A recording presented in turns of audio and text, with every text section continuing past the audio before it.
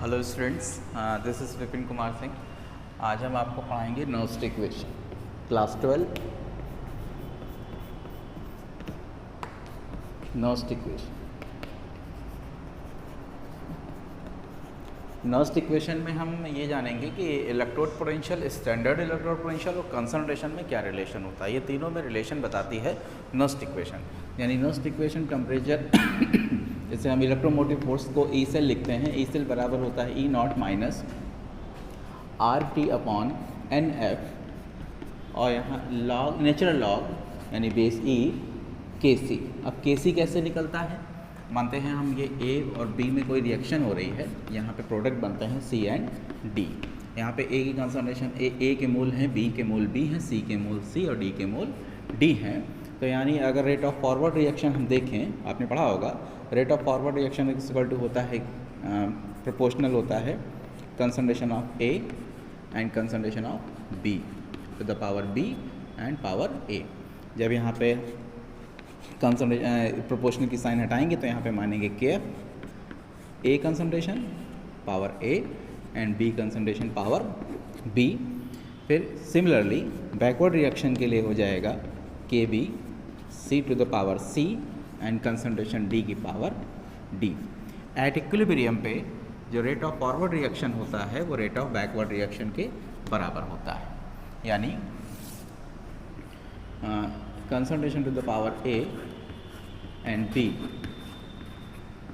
ये K F है, और यहाँ पे के बी सी और डी। के एफ अपॉन के बी को हम बोलते हैं के सी। तो K F upon K B की वैल्यू निकलेगी C D upon concentration of A and concentration of B. इसी को हम कहते हैं equilibrium constant K C, concentration of C and concentration of D upon concentration of A and concentration of B K C.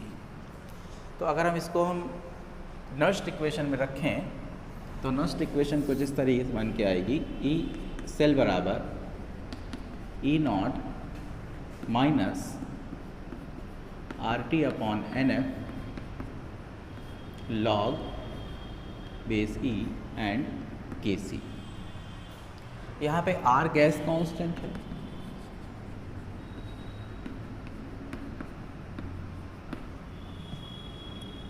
यहाँ के सी की value रख दीजिए, कंसंट्रेशन एंड सी या डी पहले रख दीजिए, कोई दिक्कत नहीं है।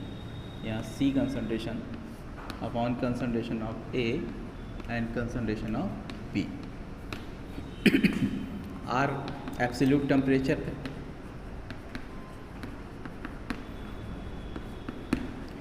एफ फैराडे कांस्टेंट है,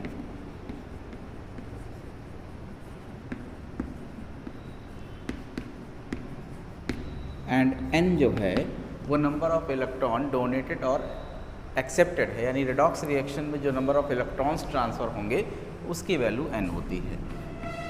नंबर ऑफ इलेक्ट्रॉन्स ट्रांसफर्ड, ये भी आपको रिएक्शन कराएंगे तो आपको समझ में आएगा। यहाँ अगर हम 25 डिग्री ले लेते हैं, 25 डिग्री यानी 1 डिग्री सेल्सियस पे, यानी हम ले लेते हैं 298 केल्विन टेम्परेचर अगर हम लेते हैं, गैस कांस्टेंट की वैल्यू 8.314 जूल पर किलोग्राम मोल में लेते हैं। ये वैल्यू जब पुट करेंगे यहाँ पे और नेचुरल लॉग की जगह हम बेस 10 पे लॉग लें तो ई सेल बराबर E not minus 2.303 into R 8.314 into 298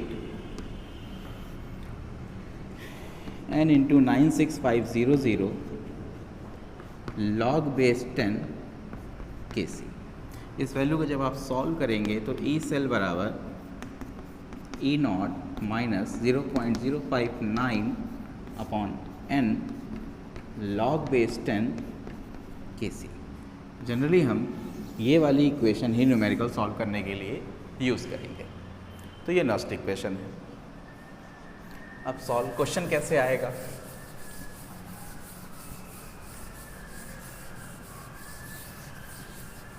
तो आपके पास क्वेश्चन मान लीजिए आया कि Cu प्लस प्लस ये सॉल्ट ब्रिज एंड Zn+2 से Zn है, यहाँ पे इसकी कंसंट्रेशन 1 मोलर दी गई है, इसकी भी कंसंट्रेशन 1 मोलर दी गई है। ये है क्वेश्चन। यहाँ पे ये जो Cu के लिए इलेक्ट्रोड पोटेंशियल दे दिया गया स्टैंडर्ड प्लस का 0.34 और मान लेते हैं Zn के लिए दे दिया गया माइनस का 0.76 वोल्ट, ये वोल्ट में दे दिया गया। अब हमसे पूछा गया कि इस इक्वेशन से या इस डेटा से हमको EMF निकालना है किसी सेल का, किसी गैल्वेनिक सेल का या डैनियल सेल का EMF निकालना है। तो डैनियल सेल से EMF निकालने के लिए हमको पता होना चाहिए standard electrode potential and number of electron जो ट्रांसफ़र हुए हैं। स्टैंडर्ड इलेक्ट्रोड पोटेंशियल निकालने का फॉर्मूला होता है, तो पहले तो हम इक्वेशन सेल रिएक्शन लिखेंगे। तो सेल रिएक्शन लिखने का तरीका क्या होता है, तो आप देख रहे हैं कि Cu से Cu प्लस हो रहा है, Cu से Cu प्लस है मतलब Cu का ऑक्सीडेशन हो रहा है। यहाँ पे एक चीज़ गलत हो गई, यहाँ Cu प्लस प्लस से Cu होगा, ये चीज़ इधर लिखी जाएगी, ये चीज़ इधर लिखी जाएगी। तो Zn से Zn प्लस होगा और Cu से Cu होगा, क्योंकि Zn जो होता है Cu से ज़्यादा रिएक्टिव होता है। इलेक्ट्रोकेमिकल सीरीज़ में Zn की पोजीशन Cu से ऊपर होती है, और इलेक्ट्रोकेमिकल सीरीज़ में जिस एलिमेंट या जिस मेटल की पोजीशन ऊपर होती है वो जल्दी ऑक्सीडेशन रिएक्शन देता है, जल्दी ऑक्सीडाइज होता है। तो Zn जो है वो जल्दी ऑक्सीडाइज होगा Cu के कंपेरिजन में। यही वाले दोनों इलेक्ट्रॉन Cu लेगा, तो Cu प्लस प्लस दोनों इलेक्ट्रॉन एक्सेप्ट करके Cu एलिमेंट बनाएगा, Cu एटम बनाएगा। ये सॉलिड स्टेट है, ये एक्वस स्टेट है, ये सॉलिड स्टेट है और ये एक्वस स्टेट में है। जब आप दोनों इक्वेशन को लिखेंगे, ये ऑक्सीडेशन रिएक्शन है, ये रिडक्शन रिएक्शन है। जब आप दोनों रिएक्शन को लिखेंगे तो ये रिडॉक्स रिएक्शन हो जाएगी। और यहाँ पे दो इलेक्ट्रॉन कैंसिल हो जाएंगे, और जितने इलेक्ट्रॉन कैंसिल होते हैं वही n होता है।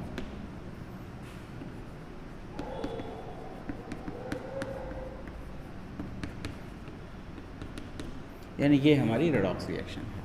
इस रेडॉक्स रिएक्शन में हम केवल आयन का कंसंट्रेशन लेंगे, यानी जब Kc निकालेंगे तो Kc में हम केवल आयंस का कंसंट्रेशन लेंगे, क्योंकि आयन की ही कंसंट्रेशन की वजह से हमारी कंडक्टिविटी होगी। जो एलिमेंट सॉलिड स्टेट में है या मेटल फॉर्म में है उनकी वजह से कोई कंडक्टिविटी नहीं होगी, यानी कंडक्टिविटी पे जो इफेक्ट डालेगा वो आयन की कंसंट्रेशन डालेगा। तो Kc की जगह हम ये यूज़ करेंगे, और n की वैल्यू 2 हो गई है। स्टैंडर्ड इलेक्ट्रोड पोटेंशियल कैसे निकालते हैं? स्टैंडर्ड इलेक्ट्रोड पोटेंशियल निकालने का तरीका होता है AR माइनस EL। AR का मतलब राइट साइड का इलेक्ट्रोड का जो पोटेंशियल है और L का मतलब लेफ्ट साइड के इलेक्ट्रोड का जो पोटेंशियल है। राइट साइड में इलेक्ट्रोड के पोटेंशियल में वो होते हैं जिसमें रिडक्शन हो रहा होता है। रिडक्शन किस में हो रहा है? Cu में। तो Cu को क्या दिया है? 0.34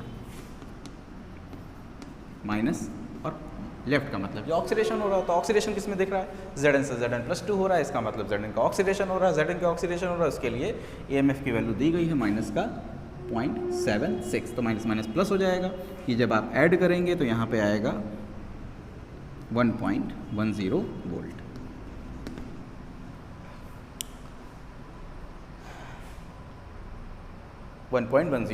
वोल्ट आएगा। अब इक्वेशन को सॉल्व करेंगे, नस्ट इक्वेशन में रख के EMF निकालेंगे सेल का।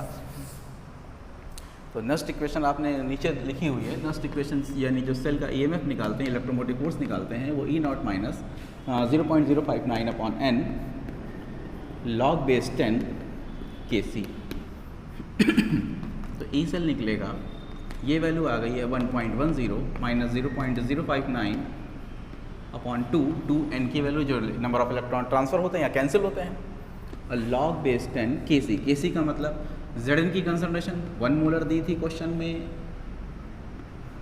और Cu की कंसंट्रेशन 1 दी हुई थी क्वेश्चन में। तो 1 है तो यहाँ 1 रखेंगे, यहाँ पे भी हम 1 रखेंगे। जब कंसंट्रेशन की वैल्यू रख ली है तो कोई स्क्वायर ब्रैकेट लगाने की ज़रूरत नहीं है। अगर यहाँ पे 2 Zn के आयन होते तो यहाँ पे स्क्वायर हो जाता, Zn वाले में स्क्वायर हो जाता। यहाँ 1 है तो 1/1 log 1 की वैल्यू 0, तो ये पूरा टर्म क्या हो जाएगा? 0। तो जो इस सेल का इलेक्ट्रोमोटिव फोर्स आएगा 1.10 वोल्ट आएगा। ये हमारा आंसर हो गया।